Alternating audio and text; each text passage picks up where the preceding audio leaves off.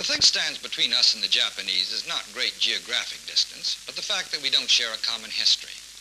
America is linked to Europe by a Judeo-Christian tradition that really goes back to the golden age of Greece. We've only known about Japan for the last century or so. So when the Japanese do things differently from the way we do, we call them exotic or strange. When they do things our way, we call them copiers. The fact is, the Japanese are a lot more than just adapters. They're skilled innovators. What they've done is to create their own version of the 20th century. The reason they're able to absorb Western influence so well is that they've never lost their own roots. They know exactly who they are. They're always Japanese. In psychological terms, they find their identity in the group far more than we do. It's easier to show all this than talk about it. We're using the puppet theater as a symbol to show how the Japanese mind works. They don't believe much in improvisation. They believe success is a result of careful group work rather than personal inspiration. It takes 10 years to learn how to manipulate the left hand of a Bunraku doll. Another 10 years of training before the puppeteer takes over the head and body. Each puppeteer must know exactly what the other is going to do. Otherwise, the doll would move awkwardly. Backstage, this becomes a kind of ballet. The Japanese feel most secure while working in a group. There's something specifically Japanese in all this. For if the project falters, the blame falls not on the individual, but on the group as a whole. To be personally blamed for something is about the worst thing that can happen. More than any people I know, the Japanese are culturally conditioned to work together.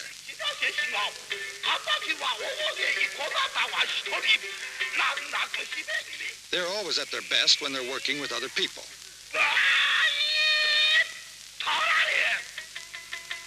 The judgment of the group takes the place of the conscience of the individual.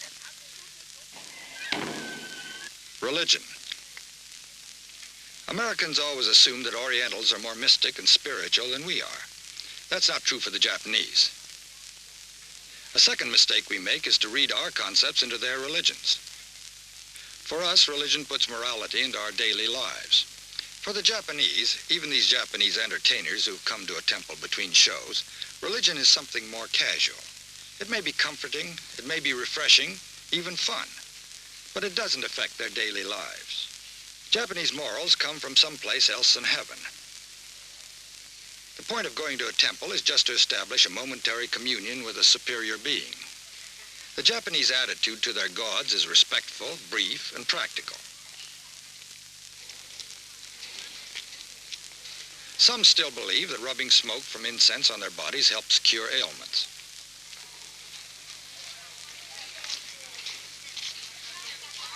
Neither morality nor political philosophy derives from religion. What does come from it is sociability and emotional release. One way the Japanese get involved in religion is during the hundreds of small local festivals.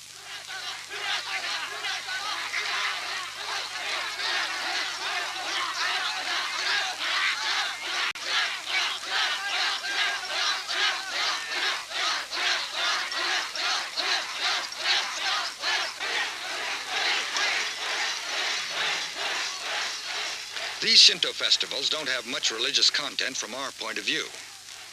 It may look fanatical, but all that's happening is that the boys are having a good time. Again, the Japanese are letting themselves go in a group in a way they would never let themselves go as individuals. The fact that Japanese religions have little to do with morality is something difficult for us to understand. What keeps the Japanese society in check if there are no commandments and morality doesn't derive from God?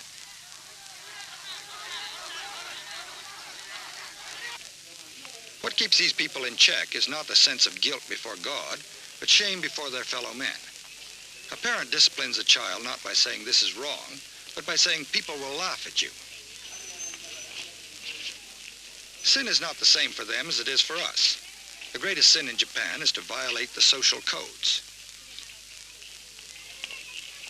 Unlike America, the family doesn't protect the child from the scorn of society. It blames the child for having brought shame on the family. It praises the child for having brought honor to the family. Thus, the Japanese arrive at virtue by a different road than we do, but they do arrive there. Japan has less crime than any major nation of the Western world. This conformism can take place only if society is stable. The Japanese have had hundreds of years to work out their rules of social conduct. For over 1,000 years, there's been almost no immigration. The average Japanese goes through life without ever meeting anyone else but other Japanese. In sum, these are an isolated people who see everyone else in Japan as a member of the same big family. The Japanese have lived together under crowded conditions for a very long time, and so they've developed extremely precise rules for dealing with each other. It's a whole encyclopedia of manners and forms of politeness, covering every possible situation, no matter how complicated or unpleasant. The rules are much more complex and rigid than anything we're used to.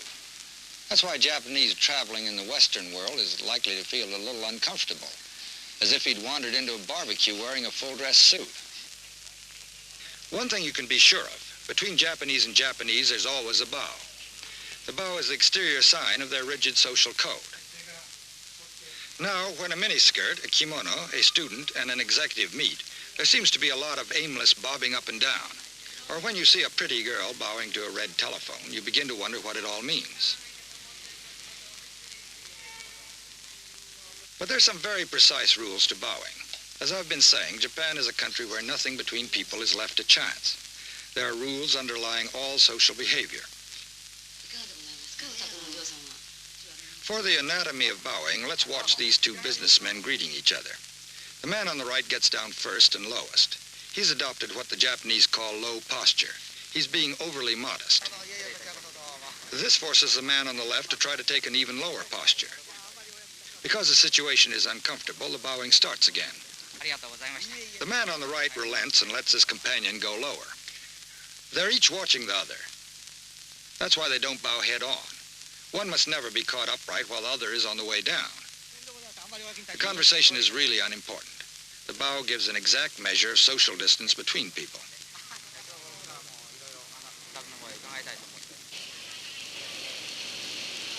The worst thing that any Japanese can say about another is that he behaved unpredictably. If you stick to prescribed form, you can't make a mistake.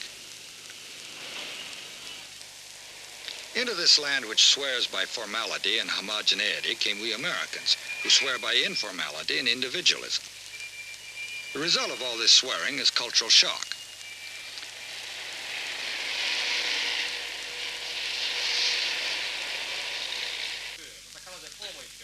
That she will call me Mama. On a more serious level, English, mostly American style, is Japan's second language. Most Japanese study our language in school for 6 years. I wish I could report that the level of English is high. It isn't. But what is at a high level is the intensity with which the Japanese struggle with the problems they have to solve. Watch this scene. Not for the English, but for the concentration of effort. But she couldn't do that. Why?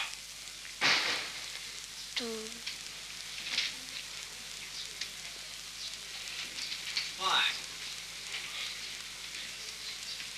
Because her father. No, her mother. Because her mother is. Japan's motto ought to be, we try harder. Sick. No. Before. When she got better, she would hear Elena read every day. Why? Because she's. When all this beautiful intensity gets unleashed, you can see deeply into the heart of the Japanese character.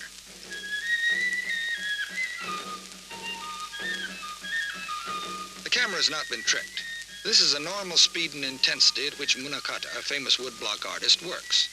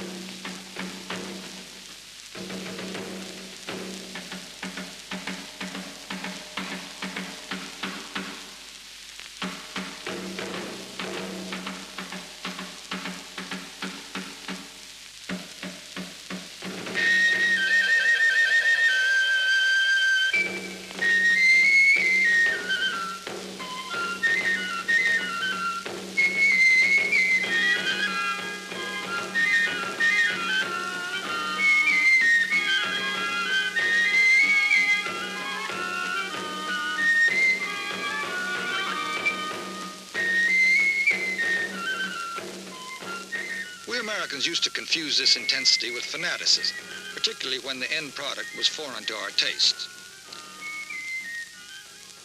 But in things that are familiar to us, for example, the struggle to enter a top university, the same intensity is again visible.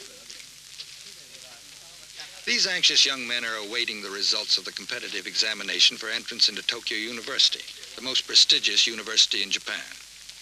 This is an especially tense moment in Japanese life. When the lists are posted, the numbers tell more than which students will be accepted. They indicate which young men will be the future leaders of Japan. Up until a century ago, the Japanese had a feudal society in which birth determined a man's place. But since then, Japan has become a country in which success is based almost entirely on education.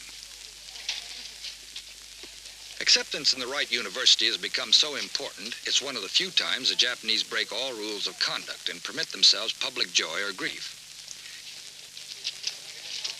Students who are not accepted will on occasion commit suicide. Others will try again and again at the same university and won't settle for a lesser college. This doesn't mean docility once they're accepted. Dissent plays as large a part in Japanese life as it does in ours. Students demonstrate in Japan for much the same reason they riot in America, in protest against Vietnam, middle-class values, and outdated university systems. The Japanese student has been at it longer than his American counterpart.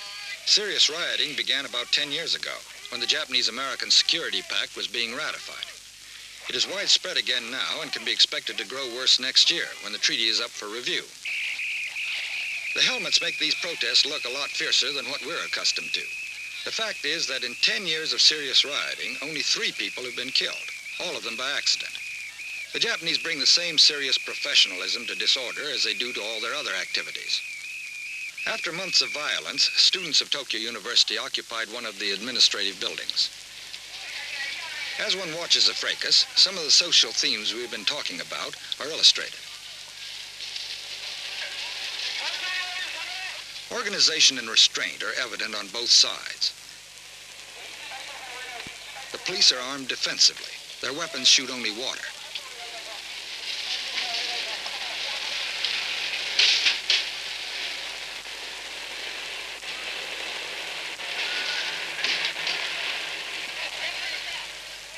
The police tactic in this strike was to wash the students away. That's water being dropped from the helicopter.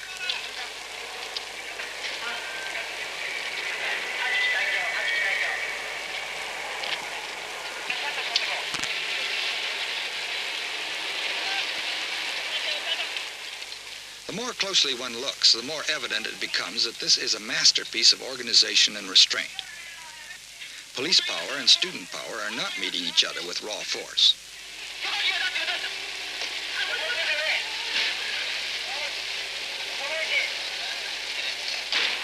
I should say that by the time the students started using Molotov cocktails, the only students left were the extreme elements of the Zengakuden, a group so far out that the communists are, by comparison, conservatives.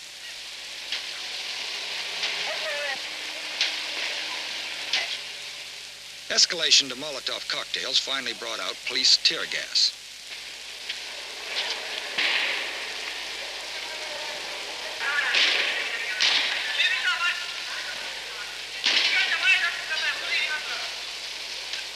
The end was predictable.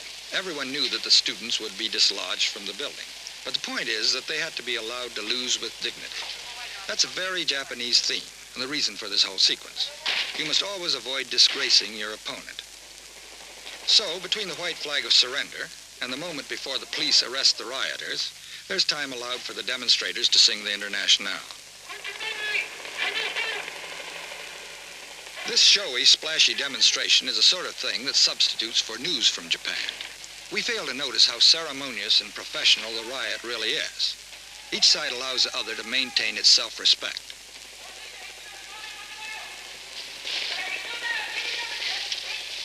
The same rule is supposed to apply to politics. The Japanese character in many ways is well suited to democracy. Japan started developing a parliamentary democracy 80 years ago and has moved steadily in this direction, except during the 1930s, when the military captured the government. This single disastrous slip led to a defeat in war as severe as any nation has ever suffered. Since then, they've renounced militarism and re-embraced democracy with a passion we might well envy. Their system has a typically Japanese flavor. They believe the views of the minority should be respected. The ruling party is supposed to take into account the demands of their opponents. Consensus is what they're after, not just simple majority rule. Grassroots politics are much the same in Japan as in the United States. Their politicians go through the same rituals as ours. The country is ruled by a conservative coalition which has held power for 20 years. There's a good reason for this conservative rule. Japan has been doubling its income every 5 or 6 years. With that kind of success, the conservatives are likely to go on winning elections for some time to come. The basic idea of the conservatives is the same as Calvin Coolidge. The business of government is business. They view almost all their problems as solvable by economic means. Such materialism may not seem very oriental to us, but since they spend relatively little on military arms, they've been winning one economic victory after another. What the Japanese have done is to take a land poor in natural resources, but with a highly educated, hard-working population, and make fine quality, low-priced products. We tend to dismiss the Japanese success in electronics as little men making little things. But in shipbuilding, the Japanese have taught the whole world a lesson. The Japanese captured the tanker market by outstudying the European shipyards. The British were putting in 3 hours of paperwork for each hour of actual shipbuilding. The Japanese went to 9 hours of computerized detailed study and cut down on the cost of assembling. The result is that the market is theirs. They're building the biggest and most efficient cargo ships in the world. Of course, shipbuilding fits the island tradition of Japan. Like the British, they live or die by ocean routes. Yet the Japanese have succeeded in many fields that are new to them. Japan has become the world's leading maker and exporter of pianos. This for a nation that hadn't heard Western music a century ago. The idea of success by working in groups extends all the way down through kindergarten. The mass teaching of young violinists by Shinichi Suzuki has become a breakthrough in musical training. A Suzuki group of children between 5 and 7 years old, though they start as young as 3. The point is that if a child can learn the sounds of his own language by 3, he can learn music at the same age. The method of training is so successful that many major American music schools have copied it.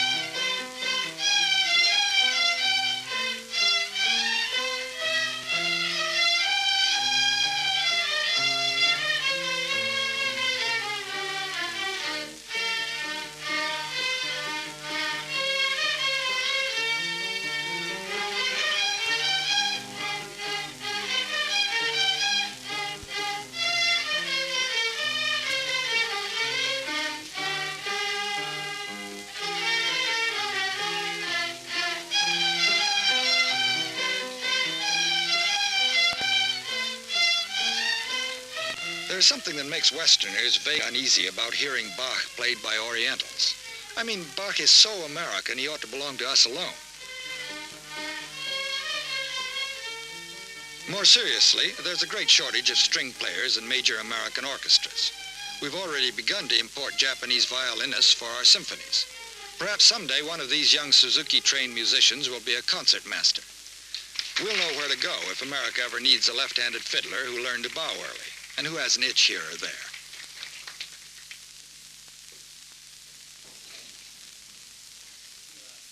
The lesson Japan offers the world is that to be successful, to be modern, a nation doesn't have to be Western. Every nation can make its own version of a modern society. It also ought to comfort us to know that there are 100 million Japanese, twice the size of France, whose social goals are closely parallel to ours. The most powerful nation in Asia is linked to us, not as a follower or an imitator, but as a partner and an equal. I said to begin this broadcast, what happens between us and the Japanese is far more important than what happens between us and the Chinese or the Vietnamese. The Japanese admit they've learned much from us. Perhaps it's time that we studied them a lot more carefully. They've faced the problems of crowding and overpopulation without losing their sense of human values. It stands to reason that we may have something to learn here. And when the rest of Asia moves into the 20th century, the countries of the East may turn more naturally to the Japanese than to us. In the history of nations, there sometimes occurs a stage which later generations look back to as a golden age. It's a time a nation exerts an influence on its neighbors and on the future far out of proportion to its actual size or wealth. Japan may be entering such a golden age right now.